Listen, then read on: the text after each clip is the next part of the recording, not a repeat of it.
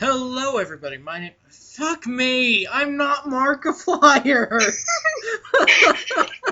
God damn it, Shyla, you're in the video, and now I'm wanting to become a different YouTuber altogether. Welcome back to the battlefield, guys. Name's Warlord Adam. I'm back with Shyla, because I needed some voices for the game. So we're playing Katawa Shoujo. No sex scenes, since kiddies will watch this and wonder where babies come from. Watch YouTube. You can figure that out real quick. Anyways, I left everyone on a cliffhanger as we're peering away into the door. And say hi, Shyla, since you're dying over there. Hello. Alright, and now, leaning over and poking my head ever further inside to gain sight of the room as fast as possible, the meek hello on my lips is quickly snatched away. Click. Bright light, bright light. Dot, dot, dot. You getting the same thing? Yeah. Alright. This is not what I was expecting. I mindlessly let the door open to its full extent, taking in the sight of the solitary figure taking center stage in the otherwise abandoned room. Beautiful, isn't she? Why can't women look like her in real life? The situation steals my voice, leaving me standing at the doorway staring at the beautiful girl. Evidently having taken her time to assess the situation, the girl gently puts down her teacup and opens her eyes, but doesn't look at me. Shyla, that's your turn. Hello there. May I help you? Staring directly in front of herself, the movements of her lips seem to break the silence rather than the words. However, it's the soft, measured voice that reminds me that she's a being separate from the room itself. Fuck me, I cannot read. Not only is she likely the tallest girl I've ever laid eyes on, but even among the foreigners I've met, she's strikingly distinct. Hi. Sorry for intruding. I was just kinda lost. She takes a moment. You should be reading some of these too. Why am I just reading this?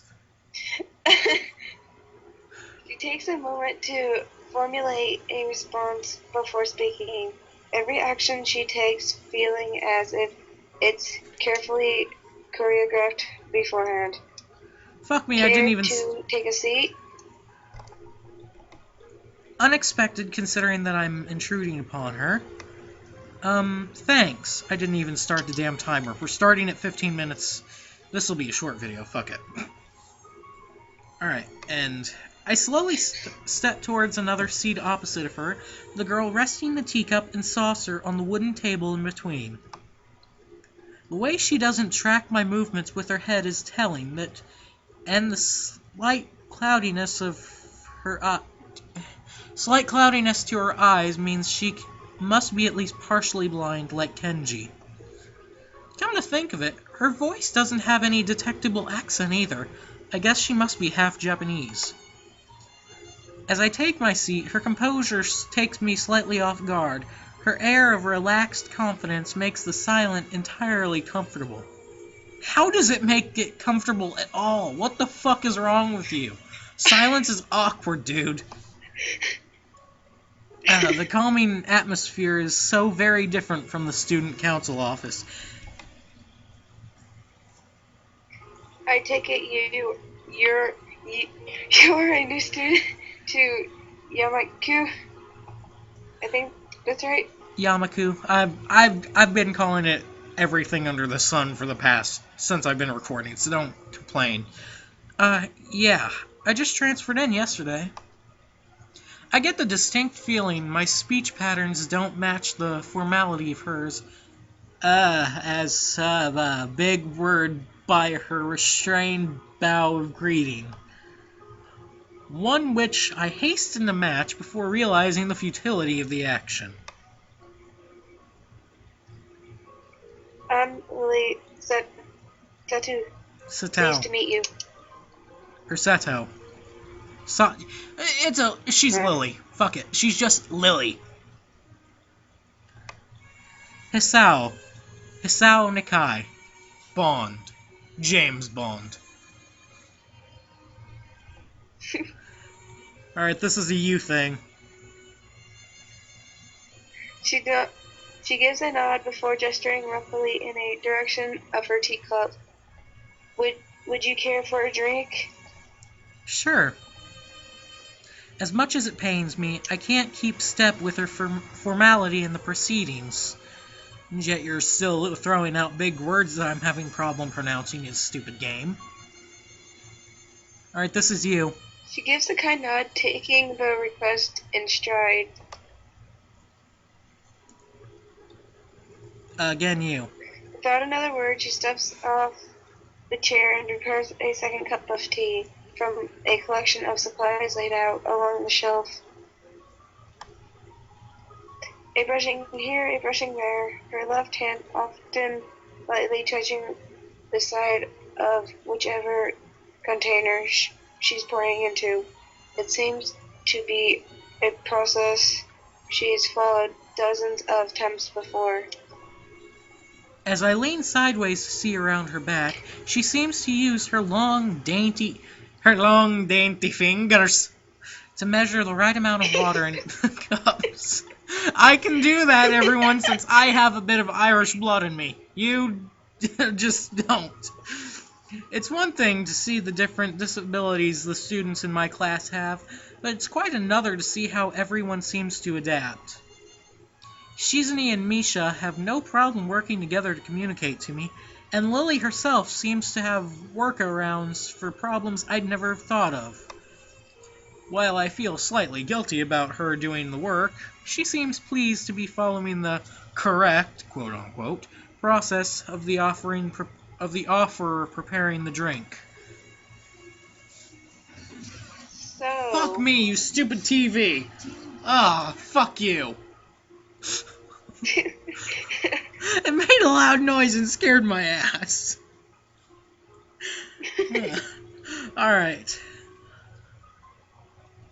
Her soft voice brings me out of Oh, that's me. Her soft voice observance. brings me out of my silent I know I did it observance. for you. Thank you. Heart's already fucking... It's Five Nights at Freddy's all over again. Okay. Which room were you looking for? It's not often this classroom is visited after school. The school library. Shizune and some classmates told me it was on this floor.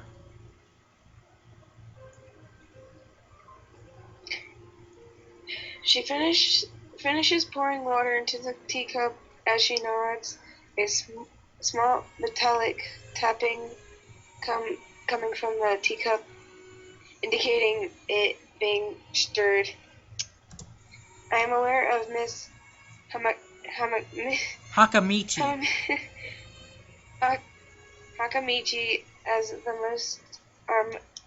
are most students.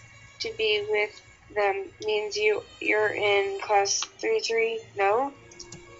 That's right, in the science room with Muto. Creepy guy. Pedo Bear. Yeah, there. His name's Pedo Bear, everyone! I found out how to pronounce it!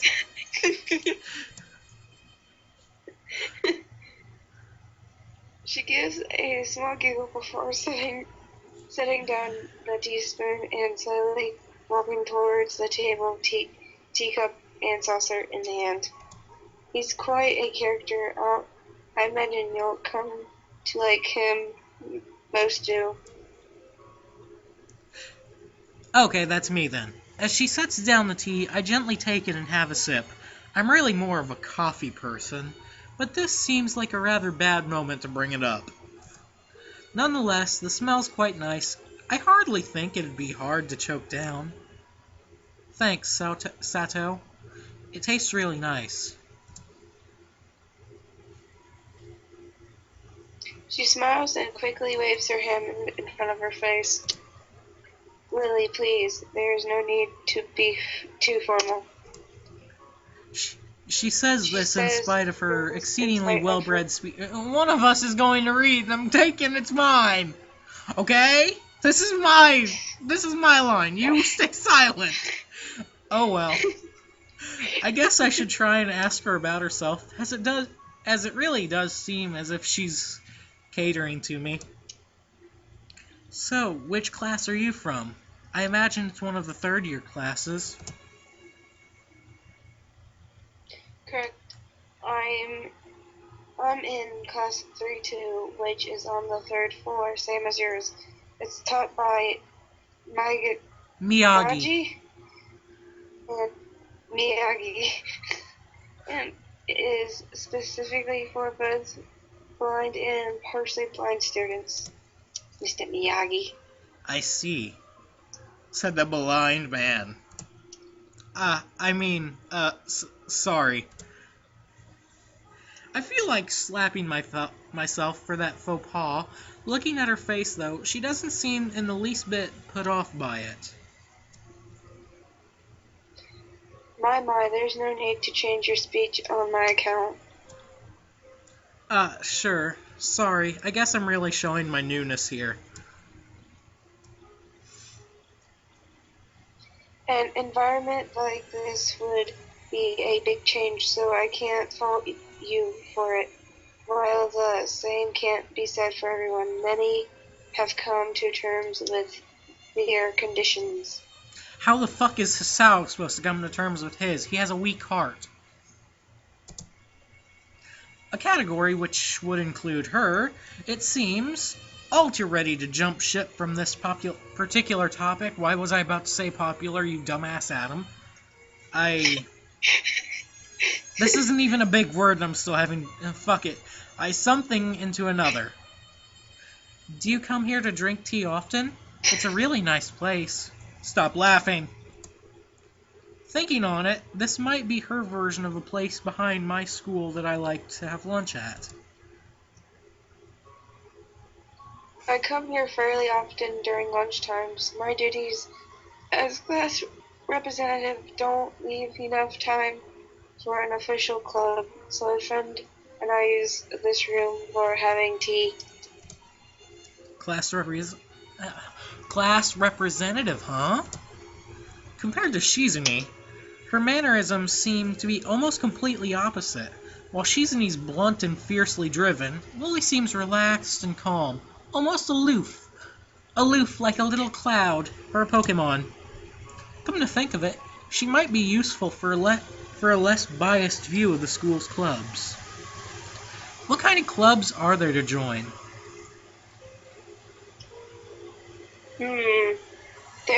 The more popular ones are the track and field club, which uses the field near the school during lunchtimes, the baseball club, and the book club in the room near the library. There are also numerous small ones too, such as the art and music clubs. At a time when I'm just wanting to get on my feet, rushing into a club right away seems slightly unappealing. I wonder if this school shares the same rule as my old one. Is it compulsory to join a club? Hey, I got a big word right. It isn't, though. It is encouraged. Ah, good. That's a relief. I've really let down my guard around this girl to let such a thing slip out. The fact seems to slightly amuse you. Not wanting my tea to get cold, I finally start drinking it as Lily does the same. As I look over to the window over her shoulder, I notice the light coming into the room has a distinctly orange tint. Even here, time doesn't stand still. I don't know, that conversation went on pretty damn long, didn't it? Huh. The time's gone quickly.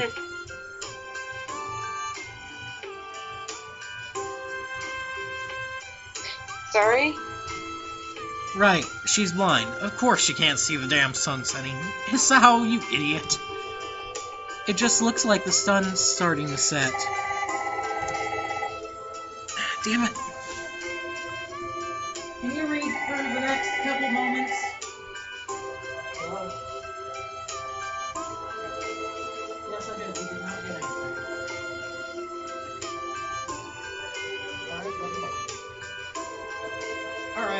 I'm back. It seems to come as a surprise for her. I guess she must have lost track of time. Sorry, Miss Sayo. Didn't mean to keep you from the library for so long. I'm sitting in front of a beautiful girl, having tea, having a nice, awkward conversation. This is not keeping me from anything. I quickly moved to allay her concern. Allay. What the fuck does allay mean? Ah, no, it's okay. The library's still open, isn't it?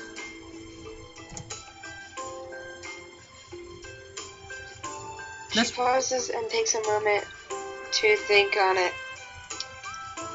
It's probably something I should have asked Shizune whenever I had the chance, but Lily seems likely to know in any case. True. It is open until 6:30 during weekdays. A quick glance at my watch confirms that I have well enough time to get there. Because, you know, I have a watch on me, I just don't use it, I let the sun tell me my time. I might get going in that case. It's been nice talking with you, Lily. She smiles and gives a deep nod, her hands still neatly folded on the table in front of her. It was my pleasure. Oh, come to think of it, shall I show you to where the library is? I couldn't possibly ask for more help. I should be able to find it all right. Well, unless my navigational skills fail me.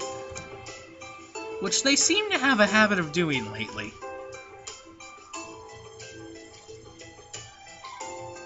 It's alright, I was going to be talking to the librarian. In any case, I could introduce you. This gets better and better. It's pretty hard to deny her offer. Oh, that's me. Damn it, Adam. If you're sure, then that'd be great. Thanks.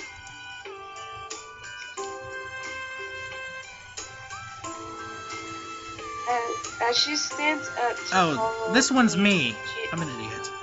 She takes hold of a straight retractable... Sorry, I keep forgetting. I'm not used to having someone on these. Anyways, takes hold of a straight retractable cane that has been slipped out of the handle of her bag on the floor. Compared to the cane the boy in my class had, Lily's looks much thinner and longer. His must be for support, whereas Lily's is for navigation. Should we do this line together? Together we leave the peaceful room and enter the empty hallway on the way to the library. Oh, and that noise, guys, means that is the end of this video. I hope you all enjoyed. We're going to be doing a lot more with Shyla, hopefully with some other people soon, but gotta ask them first. I will see you all next time on the battlefield. And by the way, the whole Mark thing was a coincidence. No way linked to a town of Salem. Alright, bye! Say bye! It's polite to say bye, you know. Bye.